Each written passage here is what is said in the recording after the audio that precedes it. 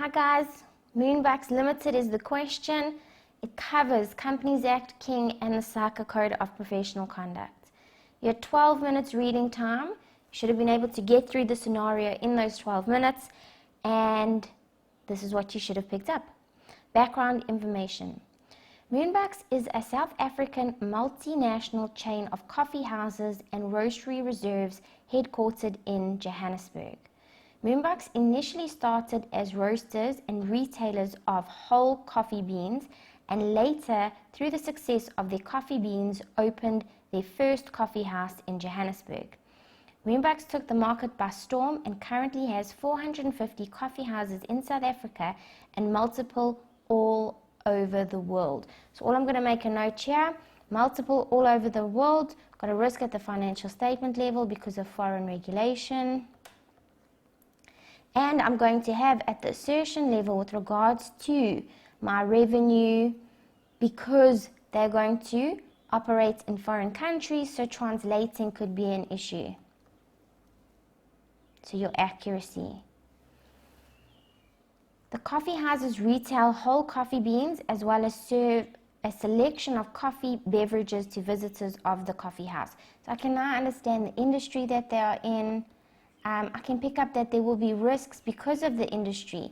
If they serve a coffee bean that's off and people get sick, that's going to be an issue. The board of directors of MoonBucks are Optimus Prime, Chief Executive Officer, Bumblebee, CASA, Chairman and Non-Executive Director. So immediately I'm just going to make a note here that the Chairman is not independent, which is non-compliance with King.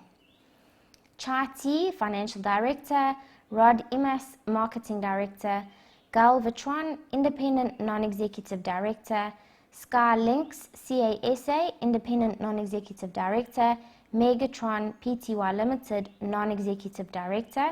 So I'm just going to make a note here immediately that this is non-compliance with the Companies Act, because you cannot have a juristic person as a director.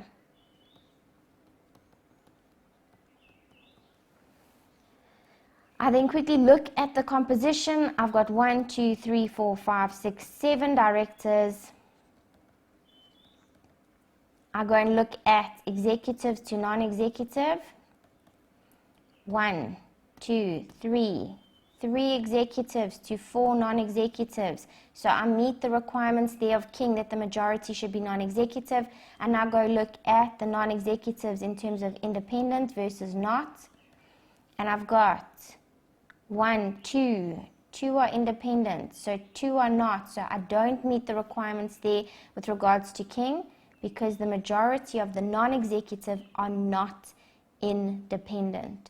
2 out of 4 means equal are independent to not independent.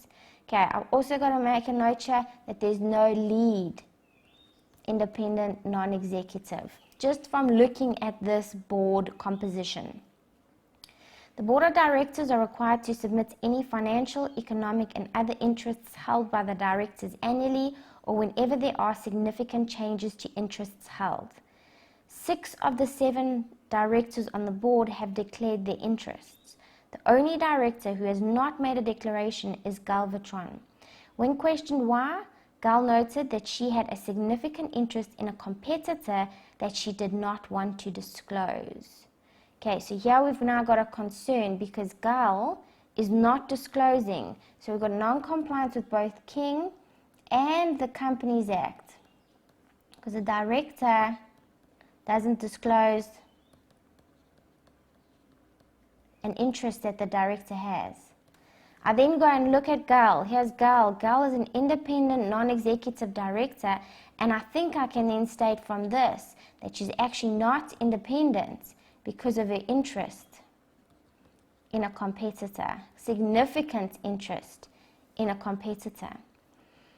Okay, so ultimately I'm now going to subsequently change this to 1. Further investigation by the board of directors revealed that Gal has been sharing confidential information with this competitor for the past 3 years. So she's giving confidential information, so she's not acting in the best interest of the business. So once again, I can say non-compliance with both King and the Companies Act because of directors' conduct. So not in the best interest. Not disclosing this information is a big concern. You are the audit partner at CTA Inc., so just to note your experience here. Herein referred to as CTA, a firm of registered auditors. CTA has been the auditors of MoonBucks Limited, herein referred to as MoonBucks, since its incorporation. So I can just see here now that they are public. So I know that if they are public, they have to have company secretary, external auditor, and audit committee. So if I see that they don't have any of those, I've automatically got a non-compliance with the Companies Act. You have been the partner in charge of the audits of MoonBucks for the past 3 years, so that's cool. And MoonBucks has a 31 May year end. So I can see I'm not going to be doing pre-engagements in terms of a new audit, and I don't have a concern with my independence as a partner based on the number of years I've served as auditor. Prior to the commencement of the current audit, you managed to secure the same audit team that performed the audit of MoonBucks in the previous year. Following documents have been placed in the audit file. Working Paper 1, Significant Contracts, Memorandum A, Tax Savings. Working Paper 1, Significant Contracts. Per discussion with the CEO of MoonBucks, Optimus Prime, MoonBucks has entered into the following significant contract. The Board of Directors authorized the contract between MoonBucks and Beans Pty Limited on 1 October 2020 to upgrade and maintain the coffee machines at all of MoonBucks Johannesburg coffee shops. Okay, so I got a new contract entered into on 1 October 2020. This was done to address the high volume of complaints that were received from their clients after completing the customer satisfaction survey at their coffee shops. So I'm just going to make a note here. Going concern issues if their customers are complaining. Customers noted that the coffee was not the same and that if things did not change, they would take their business elsewhere. Optimus Prime provided the following brief overview about the details of the contract. Optimus Prime has a 25% shareholding in Beans, which he used to leverage a significant discount. So now I can see I've got a director with an interest. And as a result of his interest, he was able to get a significant discount. So you're going to have to look at this discount.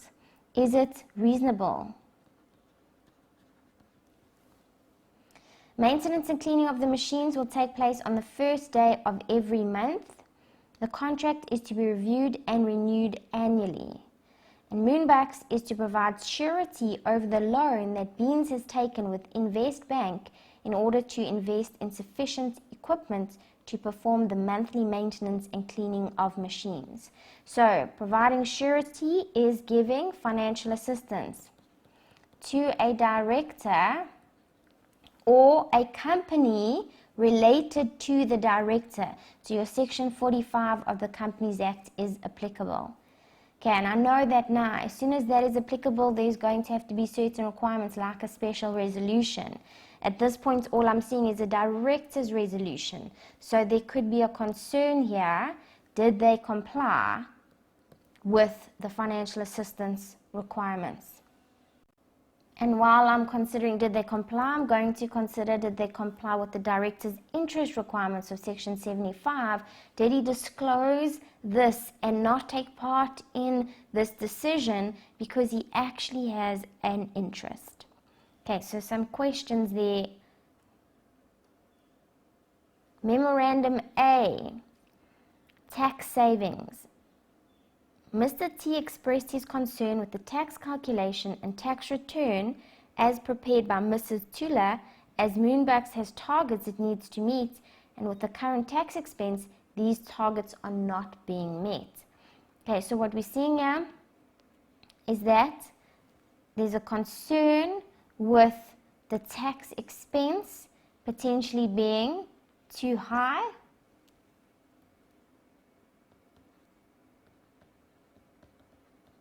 Has it been overstated as a question mark?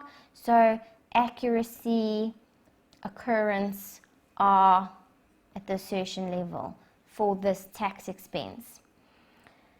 The following tax saving idea was proposed by Mr. Chai T, who's the financial director, to Mrs. Tandu Tulu, CASA, the financial accountant.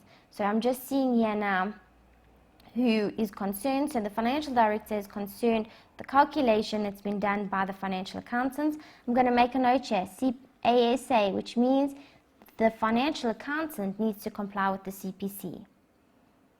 In order to reduce the tax expense, Mr. T proposed that all invoices received from lawyers at large for legal costs incurred by MoonBucks be changed to general consulting services, as these costs are deductible for tax purposes. So Mr. T is proposing fraudulent behavior. And so, if it's fraudulent behavior like this, I've got a non-compliance with the Companies Act and King in terms of director's conduct. I've got non-compliance with the Companies Act in terms of is this reckless trading. I've got potential reportable irregularity if this is actual fraud that does take place. This point, it's a concern with his action proposing, and so you could just have the risk with regards to management integrity.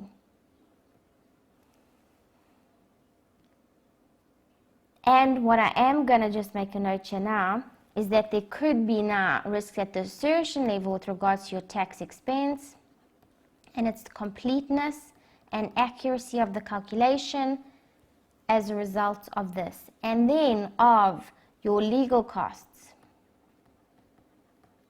and your consulting in terms of accuracy and classification.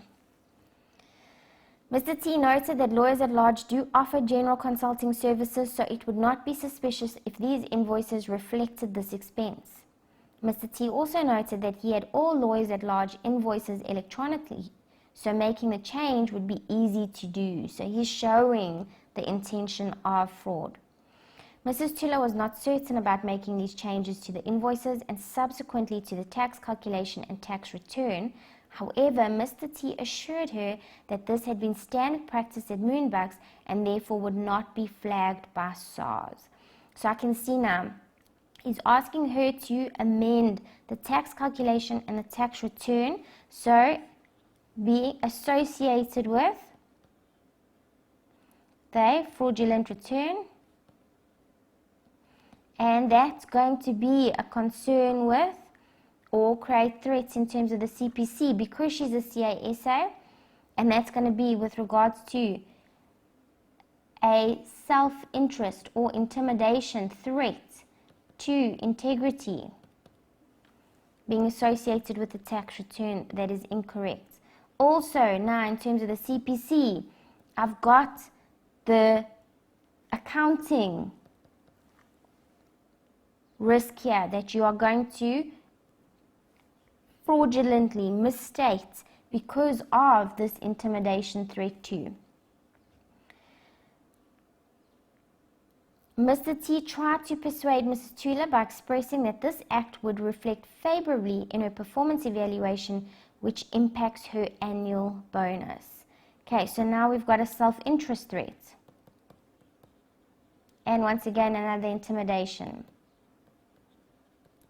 4, misstating the tax return, tax calculation, and invoices. Okay, so I've picked up all the fraud already and put out there that there could be a reportable irregularity. So I've linked it to the Companies Act, to King, to the Auditing Profession Act, and now to the CPC because Tandu is a CASA and is now going to be preparing financial information and has been requested to do so erroneously. As soon as I've got any kind of non-compliance, I can then go and add a non-compliance in terms of King with regards to laws and regulation adherence. And because it's a CPC, I can say non-compliance with the CPC with regards to a CASA's responsibility with non-compliance.